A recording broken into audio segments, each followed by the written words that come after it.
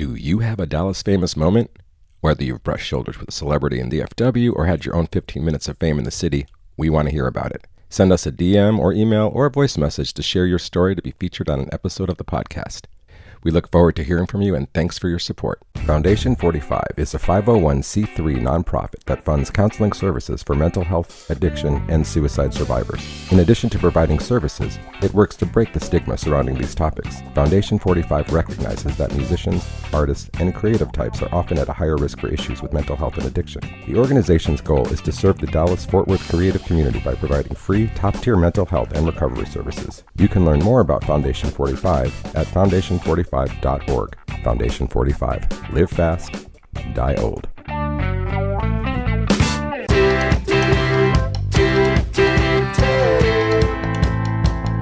I'm Andrew Sherman. I'm a Texas transplant who has always been in pursuit of art as a career. I've played in bands, pursued an acting career in Hollywood, but I found it behind the lens of a camera here in Dallas, Texas. I was born in New York. I've lived in Chicago, Los Angeles, Austin, but I love Dallas. There's a magical artistic scene in Dallas that mostly goes unnoticed to the outside world. This podcast is focused on what makes it so special and the people who make it thrive artistically. If you don't live here, and even if you do, you might not have heard of them. This is the Dallas Famous Podcast. So who you gonna be? Who you gonna be when you're all grown up? Who you gonna be? Who you gonna be when you're all for us? Yeah. This week on the Dallas Famous Podcast, it's Dante Martinez. Dante is a rising voice in the Dallas comedy scene and a multifaceted Latino comedian and actor. Known for his candid and fearless approach to comedy, Dante navigates edgy topics with humor and authenticity, sharing raw perspectives on everything from personal struggles to the dynamics of Dallas life. His performances have made waves not only locally but also in the Texas comedy circuit, where he's gained a reputation for blending unfiltered humor with keen social insight. Tune in for our very raw and candid conversation with one of Dallas's boldest comedic talents, Dante Martinez. Here he is. Take two. We are at the Deep Ellum Community Center. I actually hit record this time. We've got the very talented Dante Martinez. Music to my ears. Thank you. I just keep bringing those compliments now. Right, it's the same one as we did in the other time. Yeah, that's right. I just reminded you, and I'll remind everyone that didn't hear our Phantom Take, that you were the first subject of my first photo in Dallas Observer. Man, I didn't even realize that was your first Dallas debut. Yeah. I feel honored. Yeah, no, I mean, it's significant to me because that's like one of my that's like probably what I'm most proud of is working for Observer now. And so, yeah, it was just cool to like be looking and wait a minute, that's mine, and there's Dante. Yeah, because you just moved from another state, Colorado or where? LA. LA, okay, yeah. LA. Man. Yeah. So we met because probably my favorite Dallas band that's no longer around, Goodnight Ned, had the Ned House, they called it, and y'all lived upstairs. Mm-hmm. And we called it the Monster House. Oh, you did? Yeah, so I didn't know they called it the Ned House, but that makes sense. Yeah, I don't know if they called it the Ned House. We called it the Ned House. I don't know what they called it. I called it Monster House because we definitely left our ghosts up in there after we left. We left that place haunted with all the scum that we brought in there. Right. Did they knock that place It's gone now. Yeah, long gone. Yeah. Man, slumlord. Yeah. The best. Yeah, but it was a fun time. I mean, that was the cool thing at that point. You could just kind of do whatever. Yeah, our roof caved in, our ceiling caved in, and it stayed that way for like 3 months.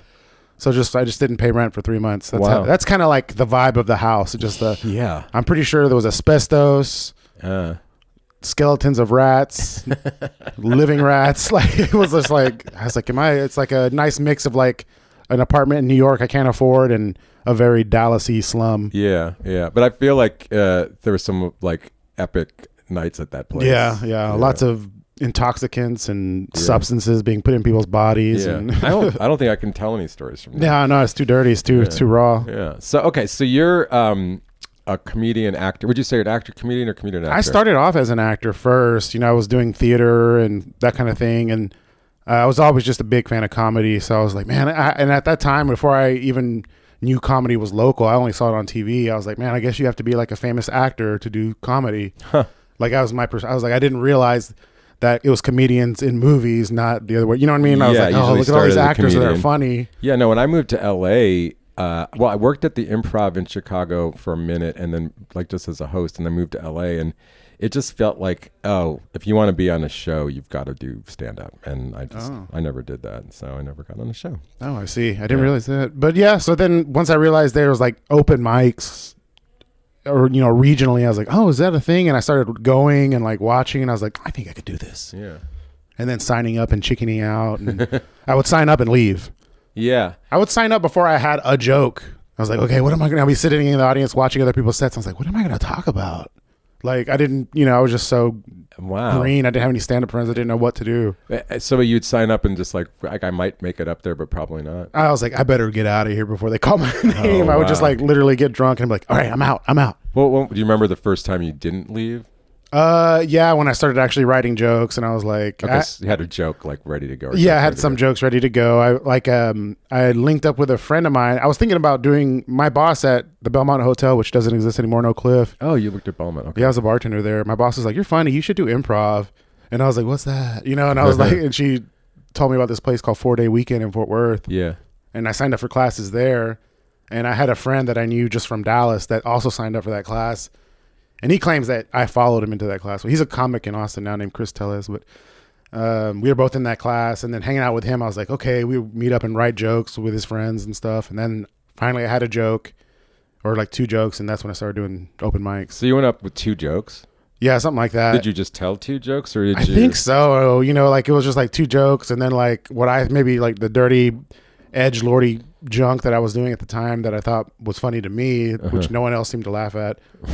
But for real, the first time I did comedy, I got a couple of laughs, and then I never got a laugh again for like 2 years. Really? It was like brutal those first couple of years. Wow. Yeah, I was real bad. That is commitment, though, to keep doing it if you're not getting... Yeah, it's I'm committed to the delusion of me being funny enough to make people laugh, I was like, I feel like every comedian probably has to have that moment of like, am I actually funny for this? But then if you're past the point of no return, you're like, oh, okay, this is my favorite drug. It's like, I guess I'll do this until the high doesn't hit anymore. I see. Okay. Well, let's back up. So you're Dallas born, yeah? A suburb of Dallas, Mesquite. Mesquite. Oh, that's good enough. I feel like one of the most racist of all the suburbs of Dallas. Oh, is it? I mean, like they were famously wouldn't like allow public transit into the city like a long time ago because of the element it would bring in and all this is they were like, I think like I remember I had friends that went to my high school and their parents were like, oh yeah, we were the first year that North Mesquite desegregated. And wow. And I was like, oh shit, wow, that was in the 70s or something like that, like so it's funny because my perception of Mesquite is a little jacked up. Well, now Mesquite's like the demographics has changed wildly in the past like 25 years, Yeah. So I think we were the first influx of like Latinos in my area, at least. Interesting. It's funny. I'm old enough that I was like, I remember like living in Yonkers, New York, and in the 70s going to school. And one year, all of a sudden, we had black kids in the school, and there was like none before that. So I must have been the first class of segregation. Bust in and all that stuff, right? Yeah, exactly. So, but okay, so Mesquite, like when you were growing up, were you like thinking about being an actor? Like yeah, I was always in like the little plays at school and stuff, and I was a big fan of stand-up even in elementary school. I started watching like A&E's Evening at the Improv with my mom. She was a big fan of stand-up. Okay, so she turned me on to stand-up when I was little. So like I remember that was like one of our nightly routines is I would like go to the living room and watch A&E's Evening at the Improv in the like this is like late 80s early 90s, and that was like that, and then it was my time to go to bed, or go to my room at least. Right. Who were some of your favorites like early on? Rosie O'Donnell. I remember like when I was a little kid, Rosie O'Donnell would crack me up. What's that puppet guy? I don't even remember his name now, but he had that puppet. Yeah, I can't think. I don't even remember his name, but I was like a little kid, so I had little kid. I liked Carrot Top when I was little, that kind of thing. I remember Drew. He was like the Wheel of Fortune guy or something. Drew something. Yeah, with the glasses, I can't remember his name. Drew Carey. Yeah, Drew Carey. I remember like loving Drew Carey when I was little. Paul Rodriguez was a real big inspiration for me when I was little. I loved Stephen Wright. I still love Stephen Wright. Yeah. Man, that guy. So I was at a Dead show, and like me and my friend were hanging out with this girl, and she like, we were not in our right minds, and she was like over at the food, and we're like, we'll watch you from a distance, and this dude in a Red Sox hat starts talking to her, and we're like, oh no, is she getting hit on? Should we go help her? And it was Stephen Wright. Did she recognize him? Yeah, she did. Was like, oh my God. We didn't recognize until we got right up to him, And this is the best part. It's like my best celebrity moment because like he had just gotten some pizza and she's like, "Hey, this is my friend Steven." And he's like, "Hey, want a box?" And he had a pizza box. It was awesome. So anyway. That's cool. Yeah, he's a Boston guy. Yeah. He went to Emerson. I had friends that went there that knew him or something. Man, what do they call like I heard like Bill Burr, someone say that. Oh wait, no, I'm thinking of San Francisco. Never mind. But I just heard thinking of Boston made me think of that joke where like San Francisco is just or no, wait, Boston is just racist San Francisco. Yeah. So like it's a real like educated town, but real like gnarly working class as well. Yeah, and very racist. I've heard. I've not spent any time in Boston, so I took a dump on MIT campus when I was on ecstasy one time when I was in Boston. Like on the campus or in the No, like I went to like the student union. I had to poo, and I was just like rolling in MIT like student union bathroom or something. And smartest thing I ever did. Yeah, everything was downhill after that. Hey, how about that? Okay, so you're watching the like. When did you start like actually performing? Like even if it was like a little like church thing or something. Man, I started doing. There was like a musicians open mic I was going to at this place called Fallout Lounge in Fair Park area on Expo. And that's when I started doing mics, and then at Backdoor Comedy. But I'm saying before even doing like you said you were doing stuff like shows in school. Oh yeah, like elementary, those little plays and stuff. Okay, so you weren't like doing like theater in high school or anything. No, like that. Well, yeah, I actually in my high school I didn't realize we had a theater department. I was like, oh, they do plays here. I guess it was my senior year when I found out. Oh, okay. I was like, I wish I would have known we did plays here. You know, I'd have tried. And I auditioned for like Little Shop of Horrors, and I got it. I got some little part or whatever. Uh-huh. And then I went to college to major in business, but then I like transferred over to the theater department real quick. And right. Where'd you go to school? UNT. Oh yeah, I just had a UNT grad in here earlier. Oh yeah, cool. Cauliflowers. Man, the alums. Yeah. It's funny too because you're not a musician, but you're at UNT. That's like most of people. You know what was cool about UNT is like all the house parties after the bars and stuff. So many musicians that people are like, where you going? Where you going? And then you'd always go to someone's house. And there'd be a band. It's like drums in the living room, and you know, like house shows and stuff. It was a great time. Right, it's fun. So okay, so you weren't doing like super organized acting till college. Okay, yeah. And then you're doing shows at school. Yeah, doing shows at UNT, and then I started doing shows here in town in Dallas, at Teatro Dallas, like the oldest, I think, theater company in Dallas. Definitely the oldest Latino-based theater company, maybe in Texas for all I know. And so not interrupt you, Chat GPT helped me a little with this research, and like I try not to ask like to tell me about people because I feel like it's going to give me wrong information, but it was talking about how, and I don't know if this is true or not, how your material kind of draws on your first generation Latino background. Oh yeah. Wow, okay. ChatGPT, go. Yeah, they found that out. They found me, right? Yeah. They don't find my porn stuff that I did, but it's a lot less to talk about. It's a shorter story. Well, it's hard to do porn on the podcast. No, yeah. I know. No, yeah, man. So I'm first gen. Like, is it first gen? I don't even know the gens. It's like my mom, my dad, my brother, and sister all came over. Yeah, so you're first gen. So I'm first generation. Yeah. Okay. Yeah. First one born over here. Born in Mesquite. Born and braised. Yeah.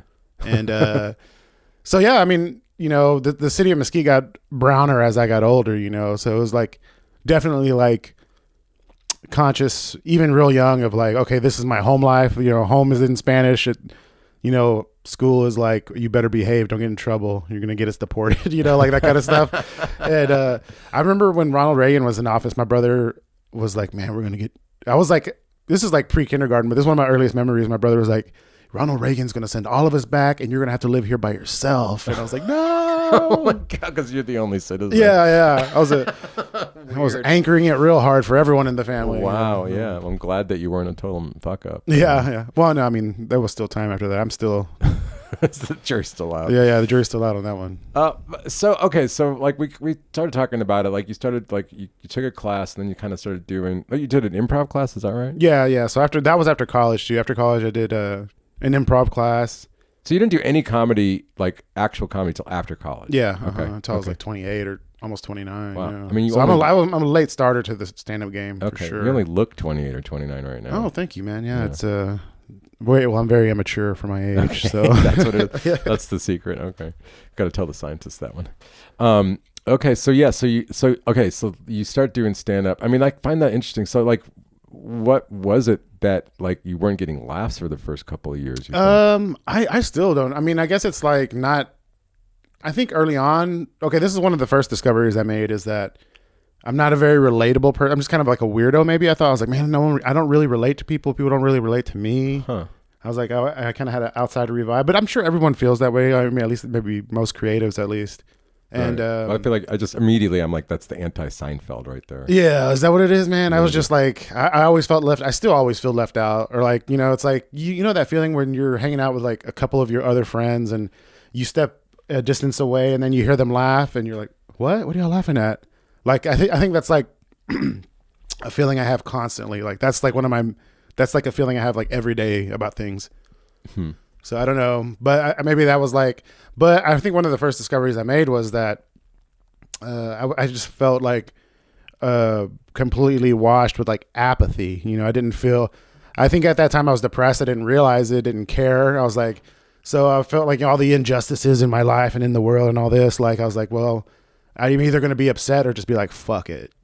Or can I say upset on this podcast? You can say upset, yes. So I was like, I think my way of just like disassociating from my problems was just like, I'm not going to feel anything about any of this crap. I was like, I'm whatever, and I think my attitude was just whatever about everything. But in stand up, I think at least to write your joke about your personal life, you have to have an opinion about it. Whereas I think I was like, like devoid of any opinions in my life. I was like, I don't care. Was like the overall tone of my attitude. Wait, so like let me just so you're saying like just walking around, you kind of like didn't care, like, but that like you didn't have like an overwhelming, you give a shit about a lot of like things, but then as a comedian, you kind of had to like decide how you thought about things. I think so. I think at least to talk at length about it on stage, you know, you got to talk about how you feel about stuff, so I mean that's the thing, is it come natural to like for you to like go, I'm having this thought, now I'm going to turn into a joke? Is that like a process, or does that come natural? Man, it comes in waves for me, at least. I know some people, like I have friends that are real diligent about their writing, so they probably talk about how they feel a lot more than I do, and you're pushing that pen around. I think you do kind of like articulate your ideas. It's like I always think about rappers and stuff, and I was like, well, they have a grasp on how they feel about things because they are, it's in their content. So sure.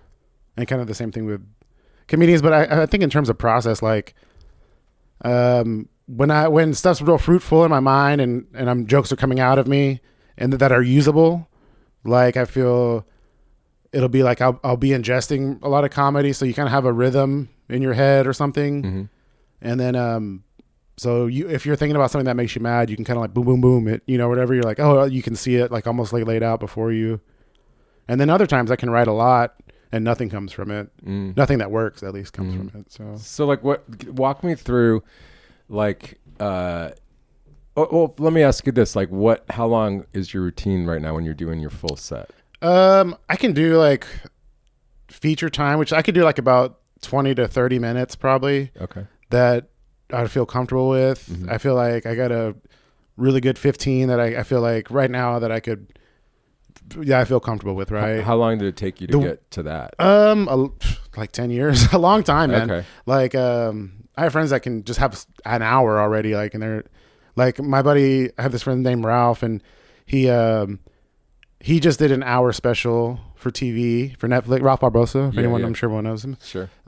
He recorded it like a year ago or something, like in Oak Cliff at the Cluster Theater, and he's about to record his next hour of material in San Diego pretty soon, and that's crazy to me. Like, is he writing all his own stuff now? Yeah. Oh yeah, man. That guy's really? He is a diligent writer. Okay. He's like the best joke writer I know personally. Like, okay. That guy just like pumps them out, and his jokes are layered and funny and good.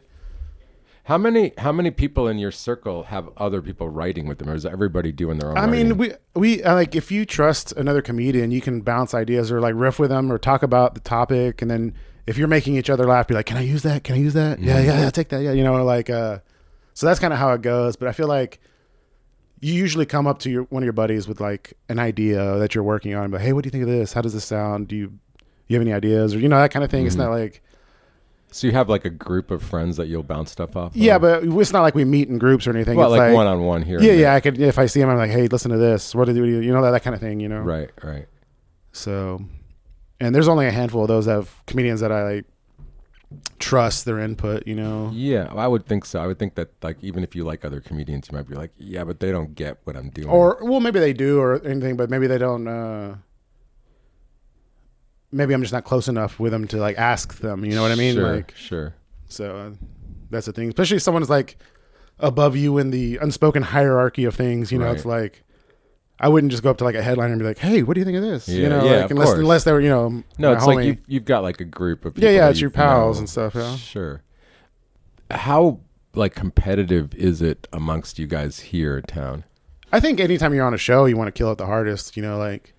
You always want to be funny, but I'm talking more in terms of like the other comedians. Like, is there ever any cutthroat? Is it like pretty supportive? Like, how does that go? As far as I've seen, the scene's pretty supportive. I mean, I've become aware of like some people having beefs amongst themselves and stuff, but I mean, the scene here in Dallas, Fort Worth is small enough that if you're doing shows, you're going to end up working with pretty much all the other comics that are doing shows in a way. So it's like, I've never seen anyone, I mean, I don't know. I'm sure there's some gatekeeping and stuff, you know, people that do that, but like, I'm not sure cutting anyone's throat gets you further in this town. Right. You know what I mean? It's not very, I don't know, maybe like the stereotype of LA or something, but. Well, that's my experience. I wasn't a stand-up, but I knew a few and I was just like, I wouldn't want to hang out in the scene. It's like a little bit too much. Like even in LA, it was too much, you know? And it seems like, at least here and in my personal experience, like,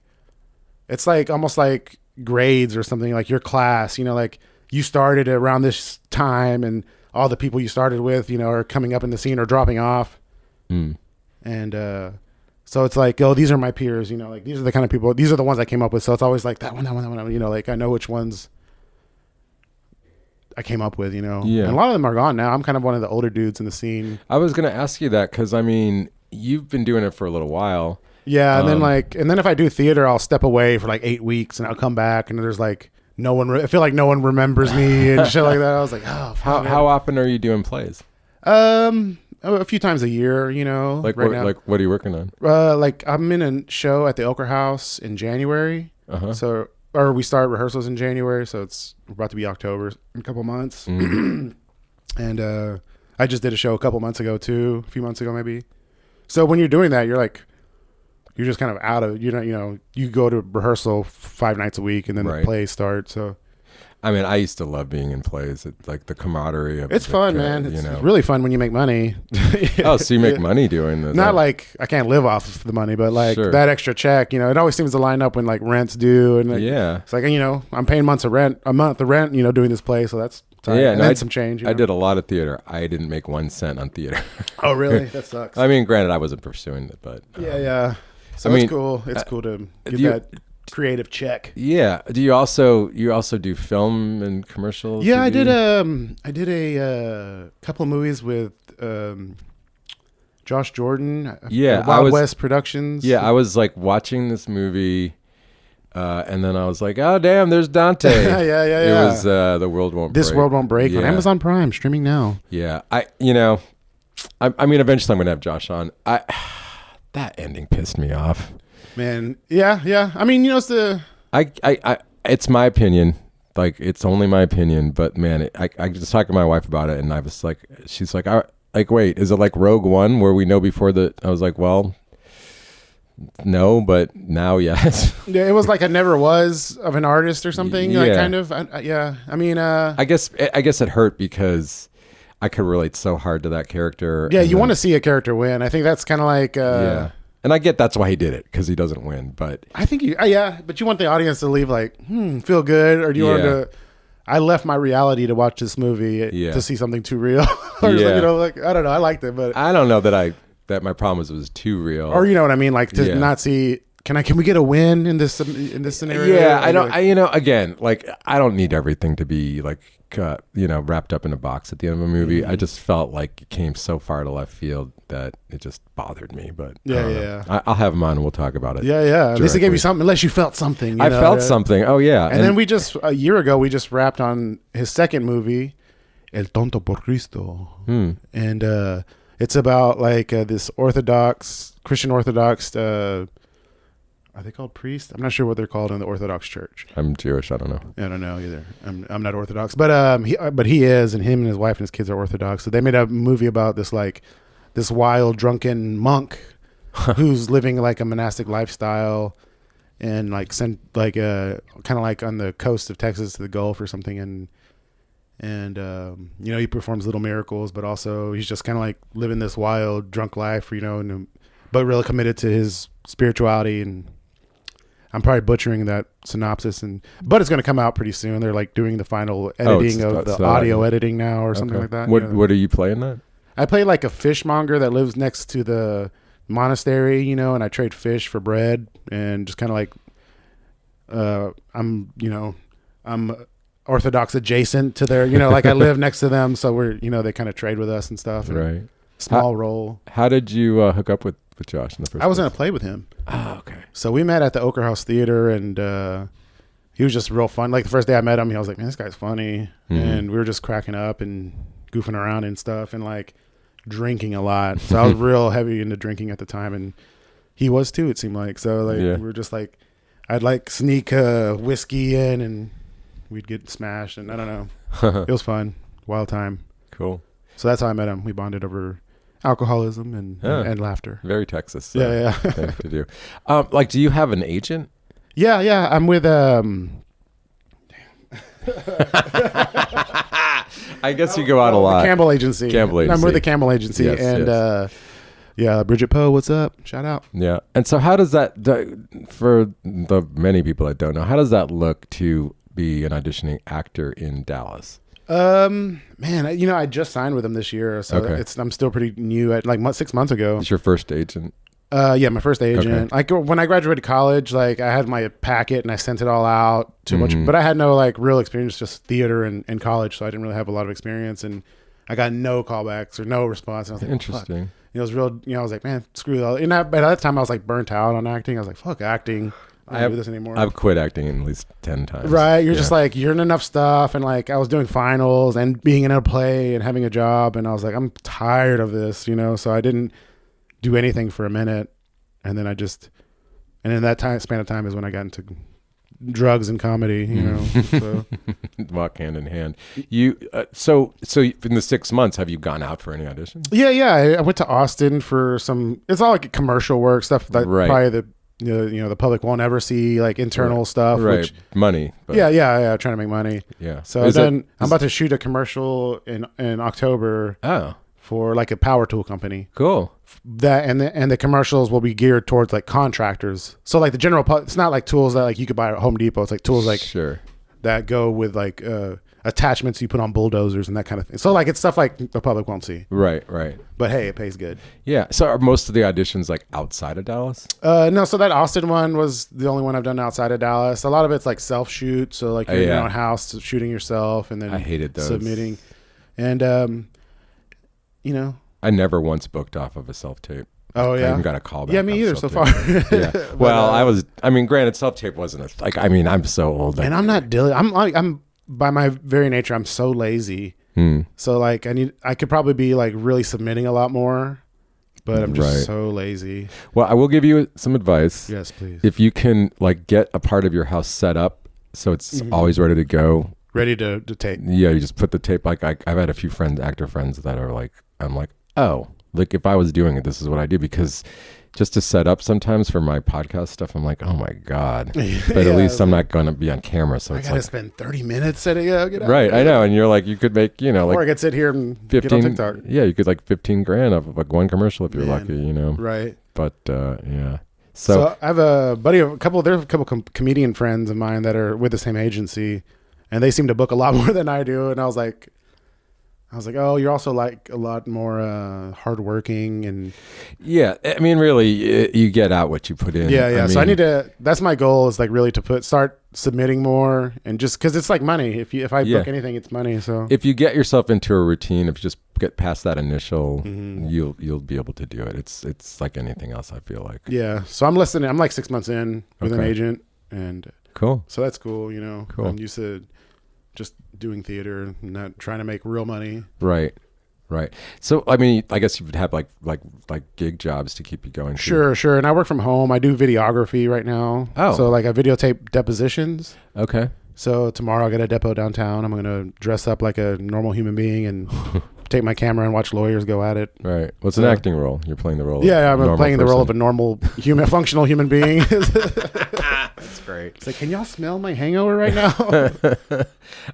Since this is Dallas famous, let's talk a little bit about your take on the scene here, the comedy scene here. I mean, it's definitely had its ups and downs over the years. When I first started, like, I feel like Hyenas was like the spot, you know, like it was like everyone that was doing mics had to go there to get work.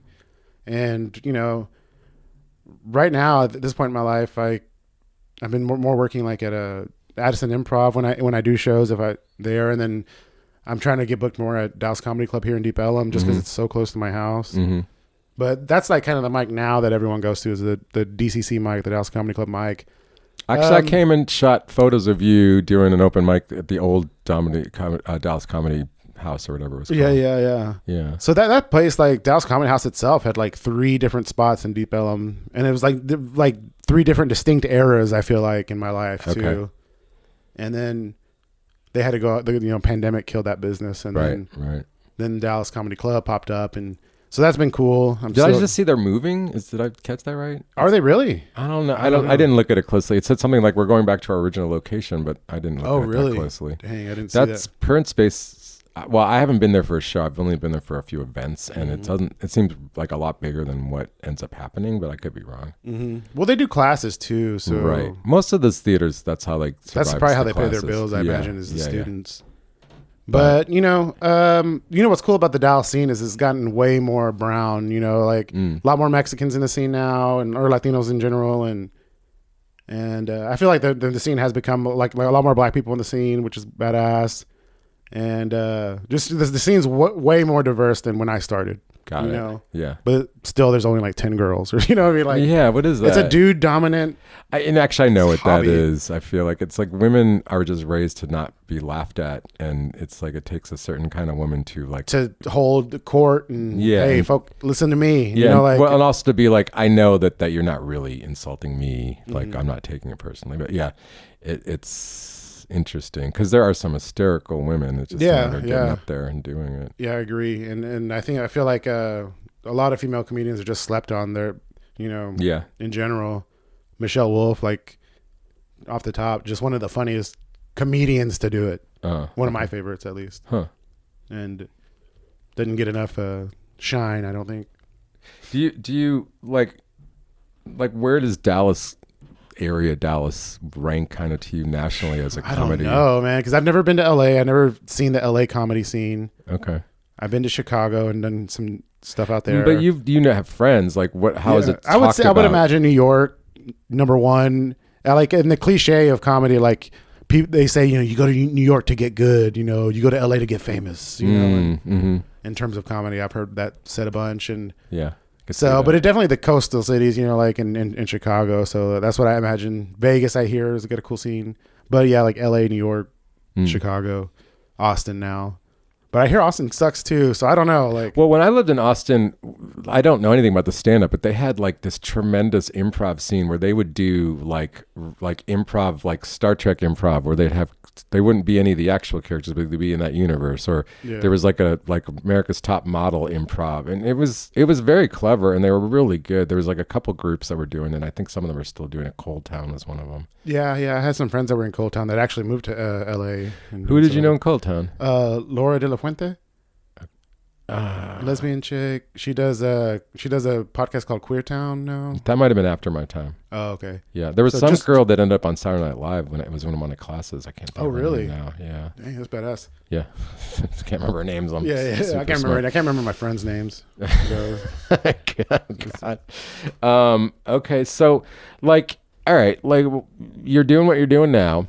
Like, tell me where you want to see yourself in like 5 years doing like in this. Man, I would like to be doing like getting on the road more before I'm too old to want to do that anymore. You know, like doing feature spots. I have friends that are like actually making a living from comedy now. You know, and I was like, well, damn, I can see it's hard to be on the road and being away from your family. Well, that kind of thing. That's the thing. It's like you have to be on the road to do that right now. Like, yeah, to make money, right? Yeah. But at least you don't have to be in LA anymore. It seems like, or you don't have to be in New York anymore to like. To work regionally, it seems like. So I mean, if I could go with some friends that are actually headlining, you know, and just doing whatever spots I can get, that's what I really want to do. So get good solid feature time and just work my way up to an hour. Really, it's really to write more always is the goal. Mm-hmm.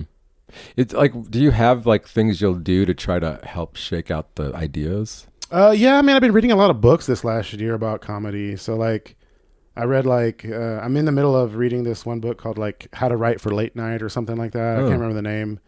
And I'm just trying to be a better writer, I guess. So like I'm also reading or listening to the audiobook Save the Cat right now. Have you heard of Save the Cat? It's like a screenplay writing book. So cool. Kind of a generic you know, they're like, you know, we're not trying to reinvent the wheel, we're just trying to like sell a script here, you know, and that kind of approach, you know. Yeah, I mean, let me ask you this, because like the whole TikTok comedian thing is really based on audience work, it seems like, and that's dude, definitely you have to play with it. Yeah, like Matt Rife, like that whole thing with him, like I've seen some clips where he's hysterical, but then he did the special and it was horrible. So yeah, I mean, his clip's great, but his misogyny, A1. Yeah, he's very much. Yeah, that's true. See, I would think that seems to me like edgelord. I think like who knows what he really believes, right? Yeah, but I think he was trying to be like edgy and tough and like this is what people want right now, or it's what, you know. I was like, yeah, I don't know how genuinely he believes in the shit he was saying on that special, but like, yeah, I think he thought I'm gonna burst out. I'm gonna be like, yeah. I'm gonna be a tough guy right now. I mean, I give him credit. Well, I mean, he is funny to me. I give him credit for he does hit some of those notes. Then, like, I agree with you. I'm like, I don't know that he's organically getting there, but he's still making people laugh with it. Mm-hmm. But anyway, enough about him. Like what would it take? Like how could you get yourself to an hour? Is it just you just have to let them come to you? Can you force it? I mean, I feel like just hitting mics a lot, but I feel like when you're doing shows a lot, like if I have like a couple of if you do like a weekend, you could like throw a new couple jokes in your set, and you're doing like, let's say you're doing 15 minutes that weekend, you're doing a Thursday, 2 Friday, 2 Saturday, so you got like 5 shows doing 15 minutes each time, and by the end of that weekend, you might have a new joke that's like, you know, fleshed out. You're like, okay, this works, this doesn't work. But if you're like on the road, so I got some buddies on the road, I was like, man, they're doing, you know, at least if they're doing club work, they're doing, they could be doing about 5 shows or more in a weekend.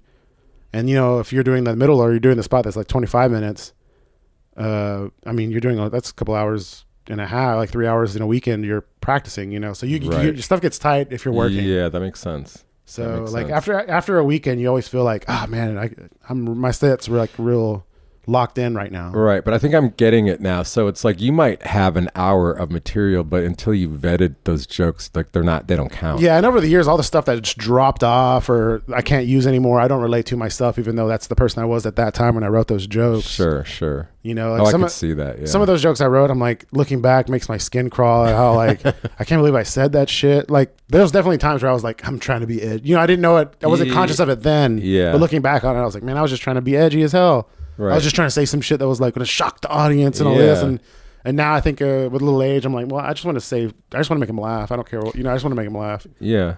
Make it, and, you know, have fun. I mean, do you find yourself at times just like going mad because you're like, I'm just trying to think of funny things and it's like I'm going crazy? Yeah, definitely. When I've come to find out that like over the years that if I'm not happy, it's not coming out. It's like definitely like I have to be happy to write comedy or to even want to perform it. if I'm not in a good mood, it's like, it's like. So what do you do? Like if you have a gig, you just tough it up? Well, if you have a gig, like, you kind of, it's nice to have your day off of the gig, so you can kind of chill, eat your food, watch some TV, smoke a little, do whatever. But, you definitely want to feel, I definitely want to feel good coming into the show. Like, I don't want to feel like tired and worn out, upset. Oh, jeez, I would never get on stage. I know, joke, right? But that's the goal, right? It's like getting yourself in those mental spaces where I guess, you're funniest. Yeah. So that's the pursuit to, be more self-aware. Yeah, it's refreshing because I know comedians that are like much angrier people than you. I mean, I'm more of a depressive guy, like. I don't get angry that often, but when I do, I'll pop off. But I'm more depressed, so that's something. I mean, I'm medicated now, which is something my wife was just like, man, you gotta fucking do something. You're sad. And I was like, I'm sad, and she's like, yes. She's like, I didn't realize. And then I started taking medicine. I'm like, oh, I was very sad. Yeah, but I would think the depressing vibe versus the angry vibe would be more relatable for people in an audience. Yeah, I guess so. Well, I mean, I have, all those years of depressiveness I should pull from. My girlfriend, I was telling me, she's like, man, you need to talk about your family more. You got such an interesting family. Well, ChatGPT thinks you're talking about your family. Well, I should do it more like specifically, tell more specific stories of my family. My family was just wild, like. I mean, yeah, like, could you not do that? I mean, I get that you're going for jokes, and so sometimes a story may like not feel like. I would say this past 5 years has been tough to talk about my family because like my sister died, and then like a year, like 13 months later, my mom died, and then like I was just like, so anything about my family, like, man. And like, I remember after my mom, like the week that my mom died, I had a show and I just, dropped off the show immediately. But then it was like maybe like 3 weeks after that, I had another show and I was like, I'm going to do this show. I'm going to do the show. And I remember showing up to the bar to do the show, the comedy club or whatever. And I was sitting at the bar and I was like, I was talking to the guy there and he's like, oh man, the ticket sales are low. And I was like, oh God, thank God, and like, he's like, I think they're about to cancel the show. And I was like, thank God.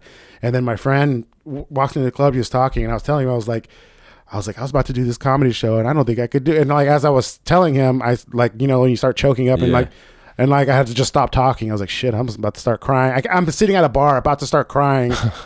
And I thought I could go up and perform. Like I had the nerve that day to think, man, I'm going to go make a room full of strangers laugh, about my balls or some bullshit. God, that is so high. I don't, because I think about for me and like what I need to have going to like make it to work. But I don't have to be happy to work. No. Like that is like another level of like your mental state is really like the most important And I'm not thing. even a pro. Can you imagine these guys going out there doing every weekend? Yeah. 4 nights a week and stuff. Like it's a lot of pressure, I think. What are that, like the sad clown or whatever? Yeah, you gotta pretend to be happy for the audience or put it on. I've said this before in this podcast, but I hung out with a group of stand-ups for a brief amount of time, and I was like, man, I'm just depressed. Like these people spend all their time trying to be funny, and like they don't have anything left for them their regular life. It seems. Like. Oh, really? Yeah, that sucks. Yeah, I mean, it was LA, and these people were really going for it. So that was a little bit different. I mean, that's the one major difference for me artistically here. It's like there's this extra level of pressure that's not here, that is in LA and New York and Chicago, because like you're all like everybody that's there is performing to succeed. Like we're not doing this for fun. We're doing this to succeed, and if we don't, it's not fun. I think I should have a little bit more of that drive because if I did, I'd probably have an hour by now. But you know what I mean? Yeah, like, I feel like after this podcast, you're going to have an hour much quicker than you thought because you're going to go, what am I waiting for? I might as well just do it. Like we had this one director and they were like, it was improv. He's like, like what's the worst thing that happens at the end? Everybody gets up and goes home. Nobody actually got shot. Right. What are you worried about? So right. And then we're humans, so that's what. Yeah, it's just about we're in like at this point, like, doing badly is less. Of course, it's upsetting, but it's not as awful as it was when you first started. Right? You'd be freaking out. I mean, I had a lot of stage fright starting out, but now when I'm doing bad, I'm like, I know that you're not supposed to say it's the audience, but It's kind of y'all. It's kind of y'all sometimes. Yeah, you know? Yeah, I could see that. Yeah, I it's funny. I was a performer for so long, and I don't know if I could do it anymore. Like, I'm so happy that it's not part of my routine because the nerves just came out of nowhere as I got older. You know? Yeah, and now that I'm older, it's like, okay, the show's, you know, like I would like start the morning off freaking out, like panicky, and now that I'm older, I'm like, meh. Sometimes I like don't think about it until it's like time to get ready to go. You know, right. like, but you know, but you know yourself. You know, like, I'm gonna do what I do, whether the audience is there for me or not. I'm gonna do the act that I have right now. Yeah. So it's like, so you are a pro in that sense. You get paid. You're a pro. You're not. You know, everybody could be more actualized in their life, I think. I don't think. Yeah, it's the side hustle is what it is right now. Right. I'm trying to make it the side hustle until it's the hustle. But I don't know. For me, my perception is like you're one of the dudes, you know. Like, that's how I see it. Yeah, so. I'm trying to actually, yeah, I appreciate that. Yeah, and that's why you're here, and that's why you get to be in movies and commercials, and I think it's going to get bigger and bigger. You just got to keep doing it, right? Yeah, right.